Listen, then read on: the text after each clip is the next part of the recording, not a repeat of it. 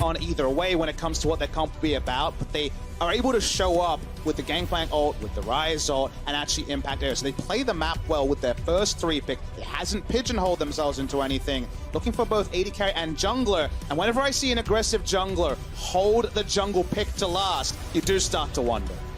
Definitely do. Graves is on the board. Kha'Zix and Kindred were Nocturne added in the second round. Yep. So there's definitely Skarner also is banned. So they're definitely checking a lot of the boxes here, but it doesn't feel like Evos are worried at all. The only like super good early game junglers left are Olaf, which is already generally considered countered by Trundle, and a Nidalee, if you really want to go for that one there as an early game jungler, which maybe some people think is around or not. Ezreal, of course, you saw grabbed up. Want to make sure Double couldn't get that. He's going to make his second game in a row on Jhin here, as Tahm Kench might round out the lineup, which I do like, by the way. With you, when you have a bunch of hard engage, you can pull one of those targets back out with Tahm Kench, reposition, and then fight. Nocturne would be massive in this particular game. Very strong against Jhin. They have Ezreal who can self-peel. Everyone else wants to dive in. Very interesting to see because Nidalee, Nocturne does feel like it would be a risky jungle pick. The Nocturne's being hovered. Ooh, will it be lights out for Team Liquid? Evos Esports wanted to match that last column of the win here in their final game of the day.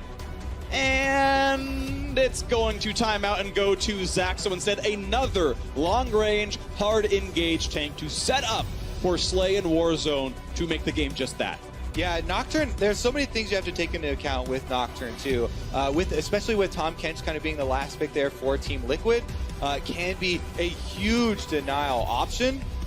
Meanwhile, though, the Zac also has some things to worry about, with the Trundle long-range pillar being a very problematic for him if they don't control vision extremely well. So they are going to have to do some work ahead of time, but they have a lot of options. Like, that long-range hard engage is just there in spades for Evos. I think they got a bit of cold feet, though. You know, I saw the Nocturne coming. I thought it would really fit. Now you go for Zac, who's a bit of a self-counter pick into the Trundle. Also, if he jumps in, doesn't have his ult up, or his flash down, just gets Trundle ulted and can be focused down. So they definitely have lowered the damage. And also, speaking of damage, the turret dive on the Gangplank with 2 true tanks, it's much harder to actually punish a squishy. Yeah, Wolves will go to him, even though it's Yijin who's gotten... it's fine, it's okay. Now with the dive to the top side, look at the damage! Solo kill! First Bloodhouse Stark! A very defensive build. Early Merc tries plus on the Magic Mantle. Round 2 comes in, going to find the slow. Into the knockback as well. Grounded yet again. There's not a way out for Pobelter. Flashing, but here comes the chase, and Warzone just knocks out his teeth. The second time around, you do flash the Elastic Slingshot. Yeah, he didn't have his jungler coming because he'd already started the Rift Herald through all of that play. He must control the bot side. Here they come. The flash forward, gonna find a little bit of something. The auto attack to find a stun as well. And Ole, here comes the dive. The knockup is in. Ronald P takes it. Ignite is on. They're gonna get low on health. Just barely survives the encounter as they get Ole to drop down. But this is an easy one. Pope could auto attack for this. And now, will he die how does he feel about the 1v3? Gets a root, walks away. Not gonna be knocked up just yet. Now here comes the chain CC, and Rise will fall. Another one comes in for Evos. Now double if knocked up. And for the next trick, he's gonna find a pillar in the face. Is Stark running out of health. Smithy pops the Ulti King's tribute. Thank you very much. A second kill now for Team Liquid. Looks like it will now be the disengage as they trade kills back and forth. They'll be able to burn it down in time, though, because Ronald P scouts it out. But Zac, Ezreal so far. On 1. 3 versus 2. 3 versus 3, and here comes the dive on in. Ole's in the front lines, doesn't have an escape tool for this one. Smithy does use his flash to get out, but Ole is so low, pops the gray health shield. Warzone needs to land 2 more skill shots, gets the poison, gets the kill. Thanks for the leash. Dragon goes over to Evos Esports. Eyes too big for the objective to steal the Infernal Drake away before Evos were able to reset, but they were caught red-handed. Now it's going to be the red buff that might be going over. Ooh, nice pickup though. Smithy managed to chomp and smite, and now Yijin might be in a bit of danger as the ulti comes across the slows for impact. Ronald P has a stun, but there's no ultimate and no flash.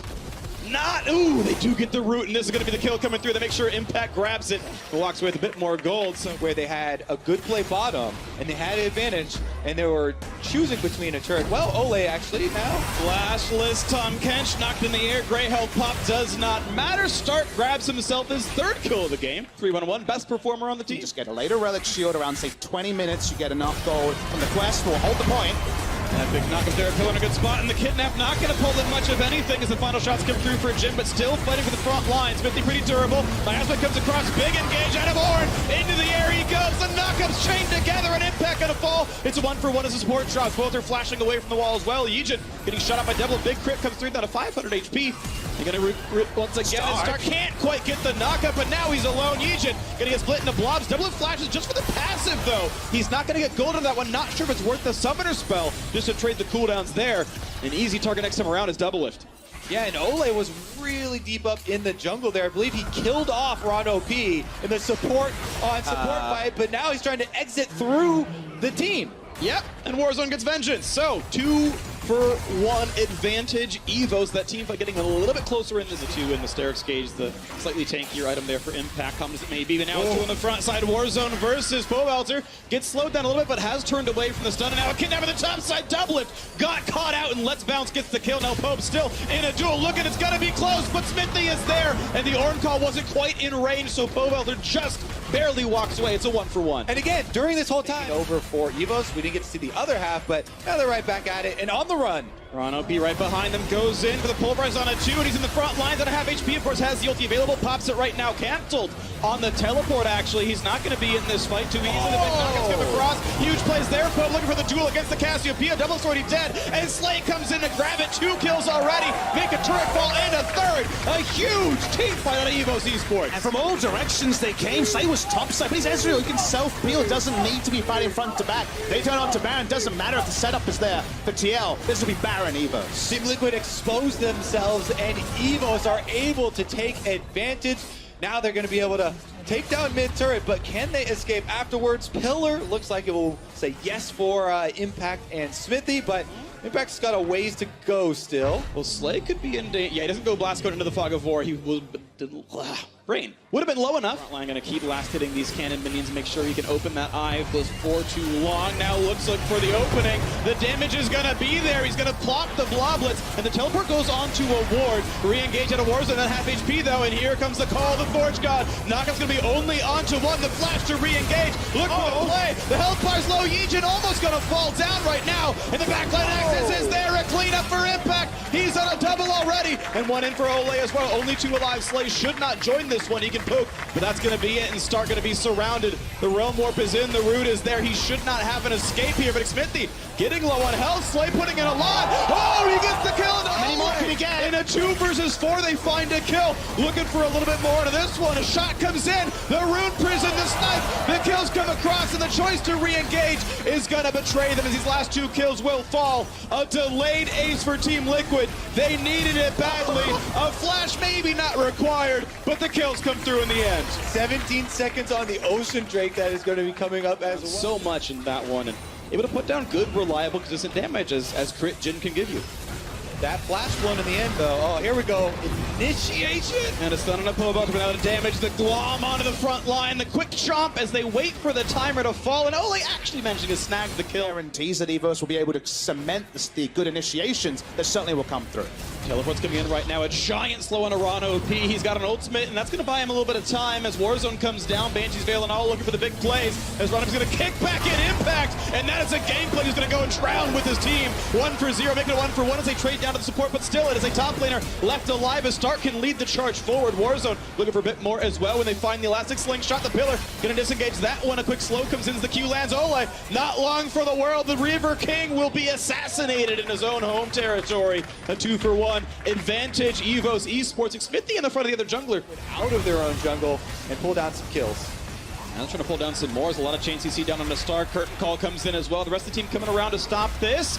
Oh, he's going to get the Let's Bounce and a nice final save out of Ole. The knockup, though, they found Povalter. Power on rise. There's the big CC out of the support. The knocked up chain together. A 2-for-0 for Evos Esports. And they're looking for a little bit more into this one. Ole has nowhere to go. Goodbye. 3-for-0 in that fight. Goodbye Baron after this as well. He there, Papa Smithy, because double lift.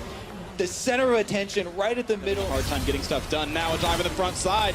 But a great pillar means there's not going to be a lot of CC. Turret still falls, though. This could be the big fight. Knock up on a 2. They found Trundle and Rise, but able to walk away. Warzone still building up some space. A flash pillar looking to isolate him. The barrel's going to land a stun only on Ole. Puts up the shield. The burst going to come in. That is a huge kill for Team Liquid. And now on the 5-on-4 is Evos forced to run away. Impact getting low. He's got to respect Slide. Does not land the Mystic Shot though. And Gangplank able to run. True Shot Barrage will not get that one either. As the disengage is still coming through. Povalter looking for maybe a target as their Arcane Shift comes in. He's slowed down by Iceborne Gauntlet, and it will only be the single kill.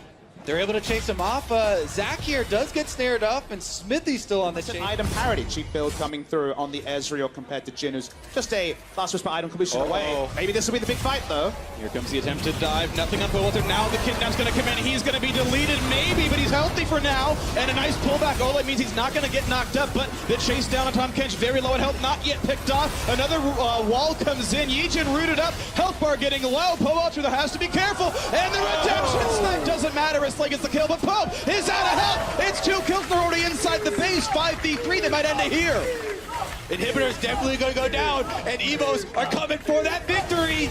Double lift and impact are the only damage. The team of Pillar is up. Can they find Slay? A big chunk comes across. Ronald P at half as well. But he's got to run away. He's getting lower and lower. Cassiopeia just twin fangs him down, and now the flash out for impact. Now it's a 2 versus 5. Turret under fire. Double lift and impact. Can they make it happen? And the clap comes through for Stark on the top side. Turret's going to fall. Ronald P is going to drop it. It's now 3v1. Can double lift do it as Stark does get that kill? Flashes to safety. 1 versus 4, a number that Liquid knows so well.